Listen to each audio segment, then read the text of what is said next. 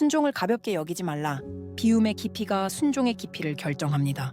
오늘 우리가 함께 나눌 하루 영상의 제목은 순종을 가볍게 여기지 말라입니다. 여러분, 순종은 신앙의 기초입니다. 하지만 동시에 가장 어려운 영역이기도 합니다. 왜냐하면 순종은 단순히 이해하고 대답하는 것이 아니라 내 존재의 왕좌에서 내려오는 일이기 때문입니다. 내가 스스로 왕이 되어 판단하고 결정하고 통제하려던 그 손을 내려놓는 일입니다. 순종은 내 의지를 내려놓는 일이고 내 고집을 깨뜨리는 일이며 내 자존심을 십자가에 못 박는 일입니다. 오늘 말씀 중에 성령님께서 여러분의 마음을 비추시고 순종의 영역을 새롭게 만지시기를 축복합니다. 좋아요와 구독은 제게 큰 힘이 됩니다. 포인트 1. 순종은 자기 비움 케노시스에서 비움 없는 순종은 껍데기일 뿐입니다. 우리는 순종을 이야기하기 전에 먼저 비움을 이야기해야 합니다. 성경은 예수님의 모습을 이렇게 말합니다. 그는 근본 하나님의 본체시나 하나님과 동등됨을 취할 것으로 여기지 아니하시고 오히려 자기를 비워 종의 형체를 가지사 사람들과 같이 되셨고, 빌립보서 2장 6, 7절 여기서 자기를 비워라는 단어가 바로 케노시스입니다. 자기 비움, 자기 포기. 이것은 단순히 몇 가지를 내려놓는 것이 아닙니다. 존재론적 포기입니다.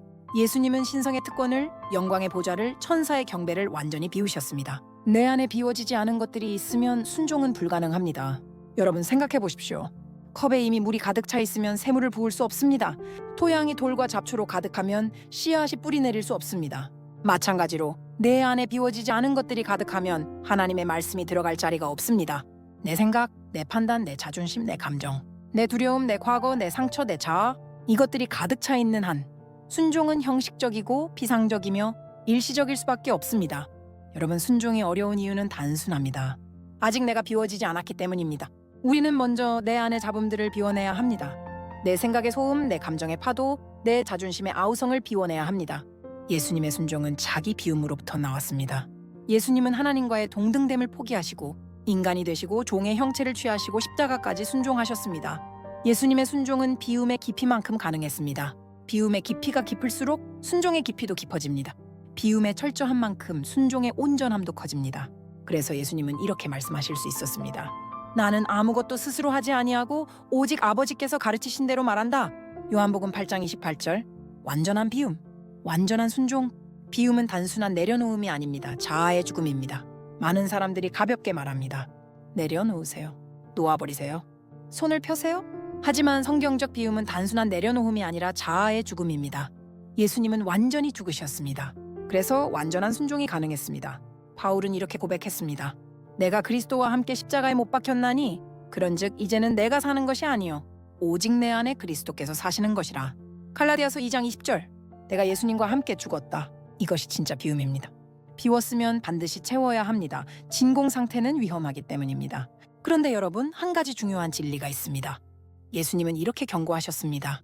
더러운 귀신이 사람에게서 나갔을 때에 물 없는 곳으로 다니며 쉬기를 구하되 쉴 곳을 얻지 못하고 돌아가 보니 그 집이 비고 청소되고 수리되었거늘 이에 가서 저보다 더 악한 귀신 7을 데리고 들어가서 거하니. 마태복음 12장 43에서 45절. 깨끗하게 비워진 집은 악한 영들이 더 들어올 수 있습니다. 그러므로 비워놓기만 하면 안 됩니다. 반드시 채워야 합니다. 무엇으로 말입니까? 예수님의 생명으로 채우고, 성령으로 채우고, 하늘의 관점으로 채우고, 말씀으로 채우고, 사랑으로 채워야 합니다. 그때 순종은 억지가 아니라 자연스러움이 됩니다. 물이 위에서 아래로 흐르듯이, 풀이 타오르듯이, 꽃이 변하듯이 자연스럽습니다. 적용 질문입니다. 내게 남아있는 자아는 무엇입니까? 여러분, 지금 질문해 보십시오. 내게 남아있는 자아는 무엇입니까? 비우지 않은 채로 순종을 하려고 하지 않습니까? 비우지 않은 내 생각으로 순종하려 하지 않습니까? 비우지 않은 내 감정으로 예배하려 하지 않습니까? 비우지 않은 내 자존심으로 섬기려 하지 않습니까? 오늘 이렇게 기도합시다. 주님, 제 안을 비워주십시오. 그리고 성령으로 채워주십시오. 내가 죽고 주님이 사시게 하옵소서. 여기서 순종의 첫 단계가 시작됩니다. 포인트 순종에는 반드시 열매가 따릅니다. 순종은 씨앗이고 열매는 반드시 옵니다. 여러분, 순종은 결코 끝나지 않는 행동이 아닙니다. 순종에는 반드시 열매가 있습니다. 성경은 말합니다. 너희가 누구에게 순종하든지 그 순종함을 받는 자의 종이 되는 줄을 알지 못하느냐? 혹은 죄의 종으로 사망에 이르고 혹은 순종의 종으로 의에 이르느니라. 로마서 6장 16절. 순종은 우리의 방향을 결정합니다. 순종은 열매를 결정합니다. 순종은 숙명을 결정합니다. 예수님의 순종의 열매는 부활과 만왕의 왕이라는 결과 초래합니다. 예수님의 순종의 열매가 무엇입니까? 바로 부활입니다. 그리고 하늘과 땅의 모든 권세가 그 이름 위에 놓였습니다. 그러므로 하나님이 그를 지극히 높여 모든 이름 위에 뛰어난 이름을 두사 하늘에 있는 자들과 땅에 있는 자들과 땅 아래에 있는 자들로 모든 무릎을 예수의 이름에 꿇게 하시고 빌립보서 2장 9절에서 10절 십자가에서의 죽음이라는 순종이 부활이라는 열매를 낳았고 만왕의 왕이라는 권세를 가져왔습니다. 순종은 하늘의 권세와 능력을 가져옵니다. 순종의 열매는 거룩입니다. 순종은 우리를 어디로 끌고 갈까요? 바로 거룩입니다. 순종 없는 거룩은 없습니다. 순종 없는 성장도 없습니다. 순종 없는 능력도 없습니다. 거룩은 순종의 누적입니다. 거룩은 순종의 결과이며 순종의 열매입니다. 순종은 거룩을 만들어냅니다. 순종은 거룩의 통로입니다. 우리는 노력으로 거룩해지는 것이 아니라 순종으로 거룩해집니다. 순종의 열매는 평안입니다. 자아가 조용해지기 때문입니다. 왜 순종하면 평안이 올까요? 그때 내 자아가 조용해지기 때문입니다. 불안과 두려움은 내가 나를 바라볼 때 옵니다. 걱정과 염려는 내가 미래를 통제하려 할 때 옵니다.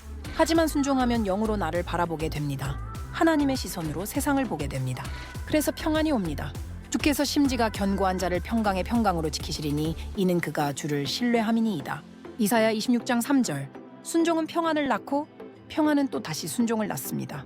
적용 내 삶의 열매가 없는 이유는 무엇입니까? 여러분, 지금의 삶의 열매가 없는 이유는 무엇일까요? 순종이 없기 때문일 수 있습니다. 순종 없는 기도, 순종 없는 믿음, 순종 없는 결단은 열매를 맺지 못합니다. 씨앗을 땅에 심지 않고 손에 쥐고만 있으면 싹이 날 수 없듯이 순종하지 않으면 열매가 맺힐 수 없습니다. 오늘 이렇게 기도합시다. 주님, 열매를 원합니다. 순종의 길로 저를 이끌어 주십시오.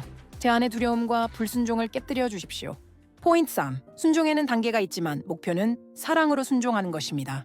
순종의 5단계 신앙의 성장 여정. 이제 마지막으로 순종의 5단계를 나누겠습니다. 이 단계들은 신앙의 성장 여정이며 우리 모두가 거쳐가는 길입니다. 1단계 두려워서 하는 순종 fear-based obedience. 두려워서 하는 순종 fear-based obedience. 내가 여호와의 소리를 청종하지 아니하고 악을 행하였으므로 여호와께서 오늘 이 일을 너희에게 행하신 것이라. 사무엘상 12장 15절. 요나처럼 벌받을까봐 망할까봐 하는 순종입니다. 이 순종은 억지입니다. 관계가 없고 사랑이 없고 기쁨이 없습니다. 마치 종이 주인의 채찍이 두려워 일하는 것과 같습니다. 이것은 출발점일 수는 있지만 결코 목적지가 아닙니다. 2단계 조건부 순종 conditional obedience.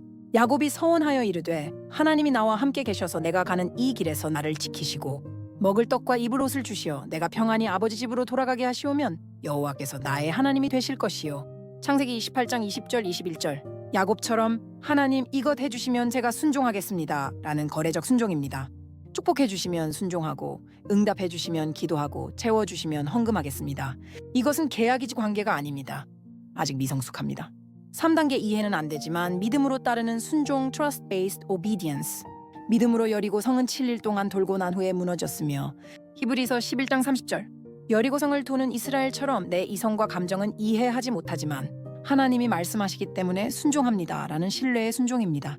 논리적으로는 말이 안 되지만 전략적으로는 어리석어 보이지만 하나님을 신뢰하기에 순종합니다. 이것은 큰 성장입니다. 이제 하나님과의 신뢰 관계가 형성되었기 때문입니다. 4단계 은혜의 깊이만큼 순종하는 단계 Grace Driven Obedience. 내 아버지여 만일 할만하시거든. 이 잔을 내게서 지나가게 하옵소서. 그러나 나의 원대로 마시옵고 아버지의 원대로 하옵소서. 마태복음 26장 39절. 겟세마네 동산의 예수님처럼 십자가의 은혜가 깊어질수록 순종도 깊어집니다. 은혜에 압도된 순종입니다. 감사로 순종하고 감격으로 헌신합니다. 주님이 나를 위해 이렇게까지 하셨는데 내가 이것 하나 못하겠습니까? 이제 순종은 기쁨이 됩니다. 5단계 사랑으로 능동적으로 순종하는 단계 Love Motivated Obedience. 그가 이르시되 네 아들 네 사랑하는 독자 이삭을 데리고 모리아 땅으로 가서 내가 내게 일러준 한 산 거기서 그를 번제로 드리라. 아브라함이 그 나무를 가져다가 그의 아들 이삭에게 지우고 창세기 22장 2절과 6절. 모리아산의 아브라함처럼 결과가 아니라 관계 때문에 순종합니다. 하나님 당신이 원하시면 나는 따르겠습니다. 이해가 안 되어도 아파도 손해를 보아도 당신을 사랑하기에 순종합니다. 사랑에 근거한 순종입니다. 하나님이 가장 기뻐하시는 순종입니다. 이것은 자유로운 순종입니다. 억지가 아니라 자발적이고 의무가 아니라 기쁨입니다. 결론적으로 나의 순종의 레벨은 어디입니까? 자기 진단의 시간을 가져봅시다. 여러분, 지금 나는 어떤 단계에 있습니까? 두려움 때문에 순종하고, 조건 때문에 순종하고, 신뢰 때문에 순종하고, 은혜 때문에 순종하고, 사랑 때문에 순종하고, 정직하게 자신을 돌아보십시오. 어느 단계에 있든 괜찮습니다. 중요한 것은 성장하고 있는가입니다. 믿음으로 한 단계 더 나아가시길 바랍니다. 오늘 이 자리에서 우리는 한 단계 더 성장해야 합니다. 두려움에서 신뢰로, 조건에서 은혜로, 은혜에서 사랑으로. 순종은 목적지가 아니라 여정입니다. 그리고 그 여정의 끝에는 하나님과의 깊은 사랑의 관계가 있고 영원한 열매가 있고 부활의 영광이 있습니다. 마지막 기도를 함께 해봅시다. 이제 함께 기도합시다. 주님, 제 자아를 비우고 성령으로 채워주십시오. 두려움이 아니라 사랑으로, 조건이 아니라 관계로, 억지가 아니라 기쁨으로 순종하는 사람 되게 하옵소서. 오늘 이 말씀을 듣고도 아무것도 변하지 않는 삶을 살지 않게 하시고 구체적인 순종의 영역을 보여주시고 그 길로 걸어가게 하옵소서. 예수님의 이름으로 기도합니다. 아멘. 순종은 가벼운 것이 아닙니다. 순종은 우리를 변화시키고 열매 맺게 하며 하나님과 깊은 사랑의 관계로 이끄는 통로입니다. 오늘 한 걸음 더 나아가십시오.